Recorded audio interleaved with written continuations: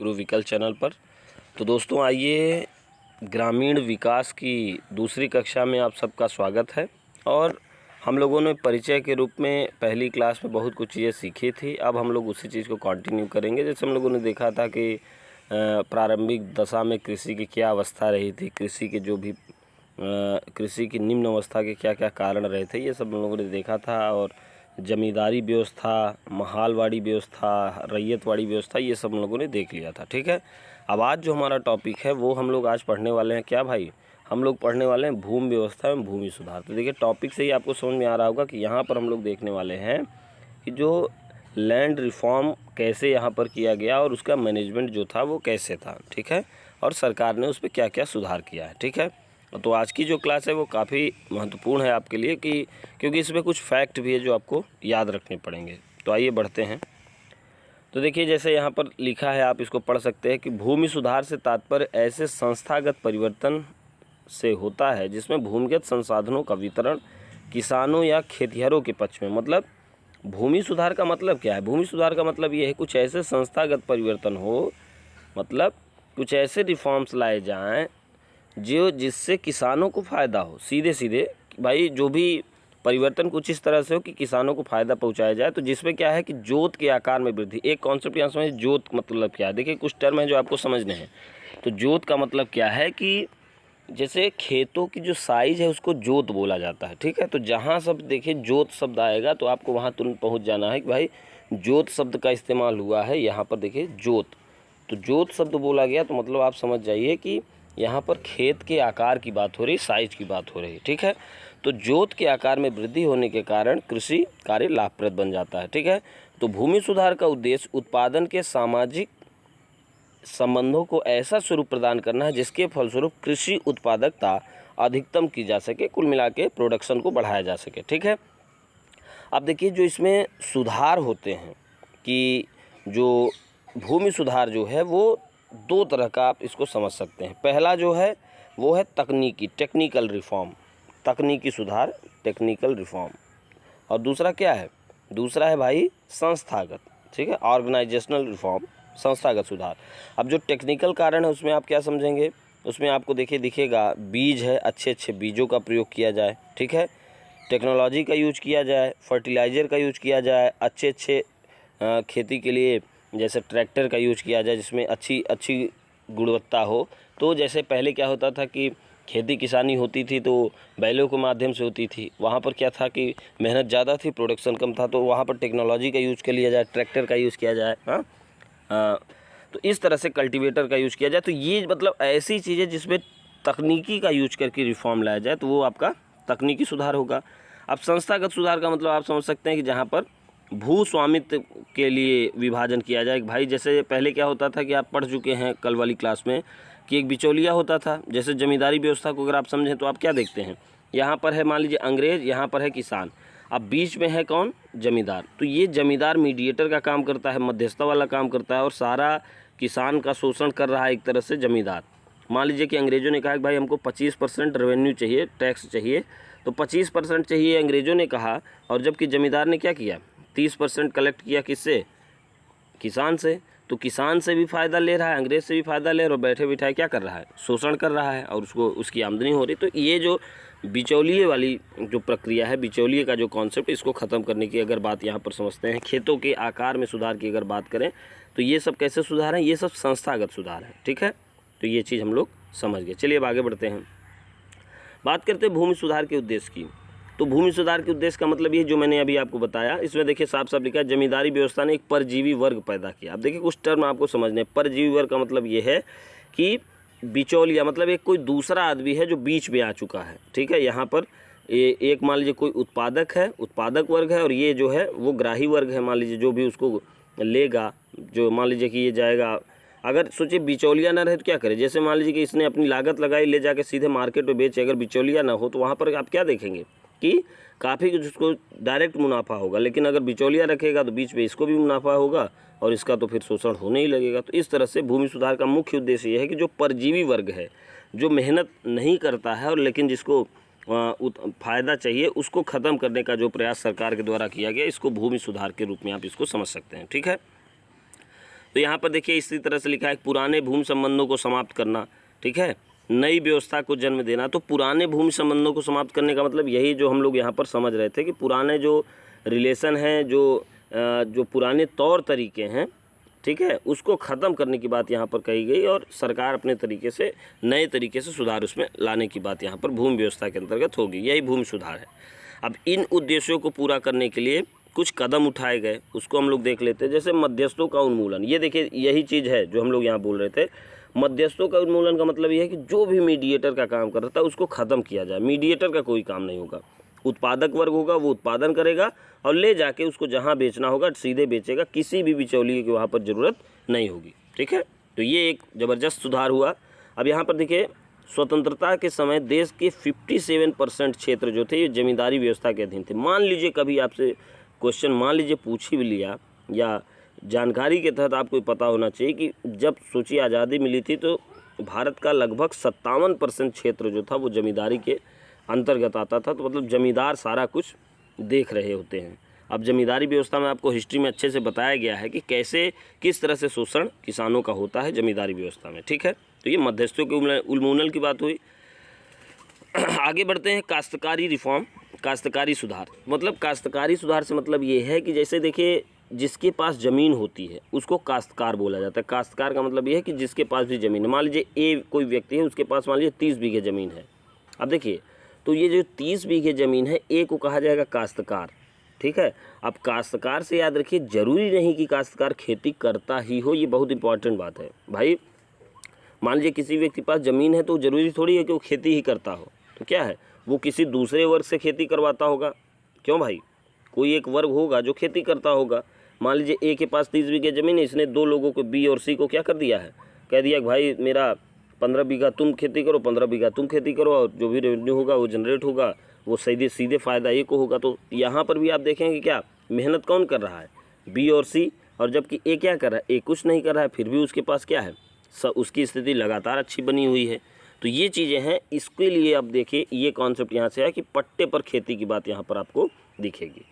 मतलब सरकार ने ये प्रयास किया कि भाई जो भी ज़मीन पर खेती कर रहा व्यक्ति है उसको भी पट्टे पर ज़मीन उपलब्ध कराई जाए, ताकि उस विशेष क्षेत्र के दौरान या कार्य क्षेत्र के दौरान, मतलब मान लीजिए कि 10 साल के लिए बी और सी को ज़मीन पट्टे पर कर दी गई, ठीक है, मान लीजिए, तो 10 साल के लिए इस पर जो अधिकार है वो जनरेट करने का, जो भी रेवेन्यू जनरेट करने का, उत्पादन करने का, ये सब अधिकार किसके पास रहेगा, बी और सी के पास।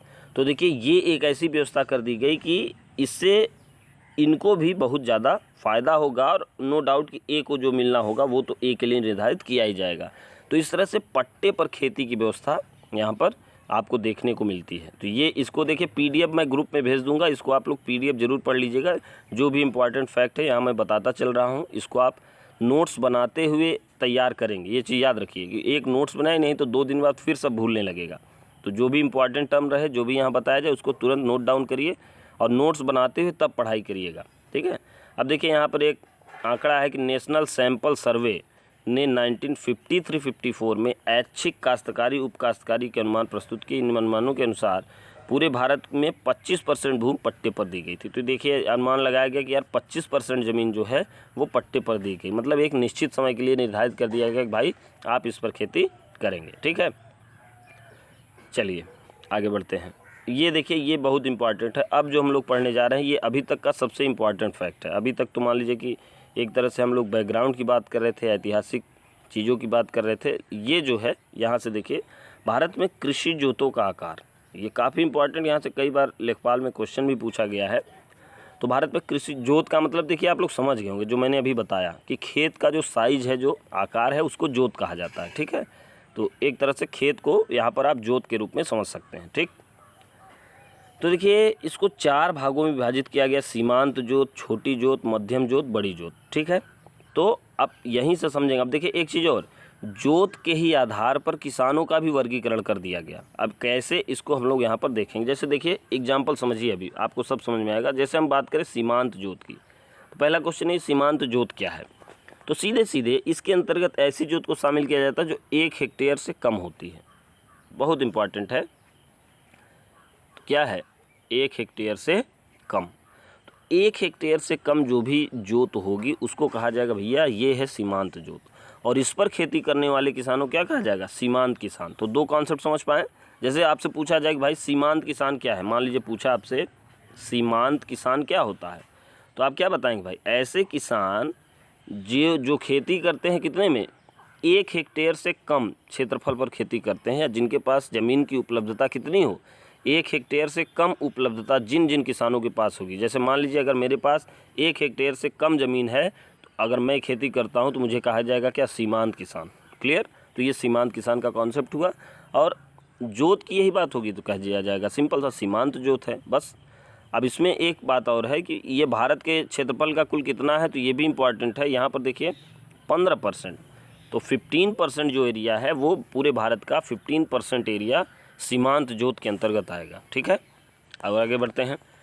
अब देखिए छोटी जोत की बात करें, तो छोटी जोत की अगर बात करें तो यहाँ पर आप देखेंगे कि भाई 1 से 4 हेक्टेयर, मतलब 1 हेक्टेयर से लेकर 1 हेक्टेयर से लेकर 4 हेक्टेयर तक जो भी जोत का आकार होगा उसको कहा जाएगा भैया ये क्या है, ये छोटी जोत है। ठीक है। अब यहीं से छोटे किसान का कॉन्सेप्ट अगर आपसे पूछा जाए तो भाई सिंपल सी बात है, छोटे किसान वो होंगे जिनके पास 1 हेक्टेयर से 4 हेक्टेयर की ज़मीन होगी, उन सबको क्या कह दिया जाएगा, छोटे किसान। अब बात करें कि ये भारत के कितने % क्षेत्रफल पर है, तो ये देखिए 41% पर। एक क्वेश्चन यहाँ से और बनता है कि भारत में किस तरह के जोतों की सर्वाधिक संख्या है। ऐसे बोल दे सीमांत जोत, छोटी जोत, मध्यम जोत, बड़ी जोत। आंसर क्या देंगे, छोटी जोत, क्योंकि ये अकेले भारत के 41% भूभाग पर फैली हुई है। या इस तरह से पूछे कि भारत में किस तरह के किसानों की सर्वाधिक मात्रा पाई जाती है, इस तरह से फिर क्वेश्चन वही ऑप्शन रहे, सीमांत किसान, छोटे किसान, मध्यम किसान या बड़ी जोत। तो आप क्या आंसर देंगे, आप आंसर देंगे फिर वही छोटे किसान। क्लियर है भाई। तो ये चीज़ है जो आपको ध्यान रखनी है कि छोटे किसान जो हैं या छोटी जोत जो है भारत में सबसे ज़्यादा क्षेत्रफल पर पाई जाती है। ठीक, और आगे बढ़िए। मध्यम जोत की बात करें, मीडियम जोत की बात करें तो ये है 4 से 10 हेक्टेयर, मतलब 4 हेक्टेयर से 10 हेक्टेयर तक जो है मध्यम जोत माना जाता है। तो ये देखिए, यही कुछ फैक्ट आपको एकदम दिमाग में रट लेना है, इसको एकदम ये जुबान पे होना चाहिए, याद कर लीजिए इसको। ठीक है, तो ये मध्यम जोत में आएगा। अगर इसकी बात करें तो भारत के 27% एरिया पे पाई जाएगी, तो भारत के 27% क्षेत्रफल पर मध्यम जोतें पाई जाती हैं। ठीक है, आगे बात करें बड़ी जोत की, तो सिंपल सी बात है 10 हेक्टेयर से जो भी ज़्यादा जोत का आकार होगा, 10 हेक्टेयर से ज़्यादा, मतलब अगर बात करें कि बड़े किसान किसे कहेंगे, मान लीजिए क्वेश्चन आपसे बने तो आप क्या बताएंगे, ऐसे किसान जिनके पास ज़मीन की उपलब्धता कितनी हो, 10 हेक्टेयर से अधिक। अब 10 हेक्टेयर से अधिक कितना भी होगा वो सब बड़े किसान के अंतर्गत आएंगे। ठीक है, हालांकि ऐसे भारत के कुल क्षेत्रफल का कितना है, केवल 17%। ठीक है, तो ये चीज़ हम ध्यान रखेंगे। तो ये चारों कॉन्सेप्ट समझ में आ गया भाई, सीमांत जोत, छोटी जोत, मध्यम जोत, बड़ी जोत। इसी के आधार पर हम लोग किसानों का भी वर्गीकरण हमने कर लिया, सीमांत किसान, छोटे किसान, मध्यम किसान और बड़े किसान। ठीक है, चलिए आगे बढ़ते हैं। अब देखिए यहाँ से कुछ चीज़ है जो आपको देखिए याद करना है। जैसे खेती से संबंधित अगर मापदंड की बात करें, माप की बात करें, तो इसको देखिए यहाँ से पहली चीज़ जो आपको याद रखनी है कि 4 अंगुल बराबर 1 गिरह। देखिए यार, ये कुछ ऐसे कॉन्सेप्ट है जहाँ आपको एज इट इज़ याद कर लेना है, इसमें इफ़ बट नहीं चल पाएगा। देखिए भाई, जैसे मैथ्स में फार्मूला हम लोग याद करते ही करते हैं, देखिए वहाँ इस चीज़ को एक्सेप्ट करिए कि इसमें भी आपको याद करना ही करना है। ठीक है, तो हालांकि रोज़ ऐसी इतनी चीज़ें आपको दी जाएंगी कि आप रोज़ का रोज़ इसको याद कर लें। ठीक है, तो बस आपको उतना पढ़ते जाना। जैसे 4 अंगुल की बात करें तो 4 अंगुल जो है वो 1 गिरह के बराबर है। तो भूमि माप की अगर बात करें, सबसे छोटी इकाई भूमि माप की, तो आपको क्या दिखेगा, अंगुल, क्योंकि 4 अंगुल में 1 गिरह आपको दिखेगा। फिर ऐसे 16 गिरह में 1 गज होगा, फिर 3 गिरह में 1 गट्ठा होगा, 20 गट्ठा में 1 जरीब होगा। ठीक है, इतना 29 सही 1/8 जरीब में 1 मील होगा। तो सबसे छोटी इकाई आपको दिखेगी अंगुल, अंगुल से बड़ी इकाई आपको दिखेगी गिरह, गिरह से बड़ी इकाई गज, गज से बड़ी इकाई इस तरह से आपको दिखेगा यहाँ पर जरीब, जरीब से बड़ी इकाई मील। इस तरह से आप थोड़ा सा इसको याद कर लेंगे। 2-3 चीज़ें बिल्कुल याद रखिए कि 4 अंगुल में 1 गिरह, 16 गिरह बराबर 1 गज, ठीक है, 3 गिरह बराबर 1 गट्ठा। ये 3 तो एकदम आपको याद हो जाने चाहिए। ठीक है, चलिए और थोड़ा सा आगे बढ़ते हैं। अब देखिए मापने के पैमाने, ये भी देखिए काफ़ी महत्वपूर्ण है, ये भी आपको याद रखना है।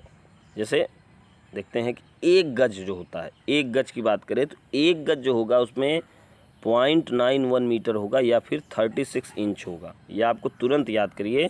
1 गज में 0.91 मीटर या फिर 36 इंच होता है। इस तरह से भी क्वेश्चन पूछा जा सकता है, 1 गज में कितने इंच होते हैं, ध्यान से समझिएगा। तो 36 इंच। 1 गज में कितना मीटर होता है, ठीक है। 1 मीटर इस तरह से आएगा, 0.90 मीटर, 0.8 मीटर, इस तरह से क्वेश्चन पूछ सकता है। तो इसको याद रखिए कि भाई 1 गज में 0.91 मीटर, 0.9 लिखा है, 90 भी अगर कहीं है तो वो भी सही है, 0.91 तो एग्जैक्ट है। तो इस तरह से थोड़ा सा कॉन्सेप्ट दिमाग में रखिएगा। चलिए और आगे बढ़ते हैं। अब एक हाथ जो होता है, एक मिनट भाई, एक हाथ जो होगा वो आधा गज के बराबर होगा। इसका मतलब समझ रहे हैं कि 1 गज में कितना था, 36 इंच था, तो मतलब एक हाथ में कितना होगा, 18 इंच। ये देखिए, एक हाथ जो होगा वो आधे गज के बराबर होगा, मतलब 18 इंच। इस तरह से क्वेश्चन पूछ लेगा कि एक हाथ में कितना इंच होता है। तो इसको थोड़ा सा बस ये याद रखिएगा, बस एक हाथ जो होगा वो गज का क्या होगा, आधा होता है, ठीक है। चलिए और आगे बढ़ते हैं। अब एक जरीब बराबर 55 गज होगा। ये भी थोड़ा सा पैमाना है जो आपको याद कर लेना है। ये इस दिमाग में रखिए, एक फार्मूले जैसे है। एक गट्ठे में 99 इंच होता है, ये थोड़ा सा याद कर लीजिएगा। और आगे बढ़ेंगे। अब देखिए, ये भी मापदंड का एक तरीका है कि एक उनवासी बराबर कितना वर्ग इंच होता है। तो एक उनवासी बराबर होगा 24.5025। देखिए, याद करने का तरीका थोड़ा सा देख ले। 24 यहाँ रहेगा और 25 यहाँ रहेगा, 24 25, अब 25 दूना 50, ये हो गया। यहाँ बीच में दशमलव लगा दीजिएगा इस तरह से। तो ये एक उनवासी में 24.5025 वर्ग इंच होता है, जो आपको ध्यान रखना है। अब एक कचवासी जो होता है उसमें 20 उनवासी होता है। ये थोड़ा सा देखिए, यहाँ पर मिसप्रिंट है, ये नहीं होना चाहिए ऐसे, ठीक। तो एक कचवासी में 20 उनवासी होगा, ठीक है। तो यहाँ पर भी आप देखें, सबसे छोटी इकाई आपको क्या दिखेगी, उनवासी। उनवासी से बड़ी इकाई क्या दिखेगी, कचवासी, ठीक है। अब बिस्वासी, तो एक बिस्वासी में एक वर्ग गट्ठा होता है, जिसको कहते हैं 7.5625 वर्ग गज, ठीक है। अगर ये नहीं भी याद है तो भी कोई बात नहीं, लेकिन हाँ, ये आपको याद होना चाहिए, पहला वाला, ठीक है। दूसरा भी आसानी से याद कर लेंगे।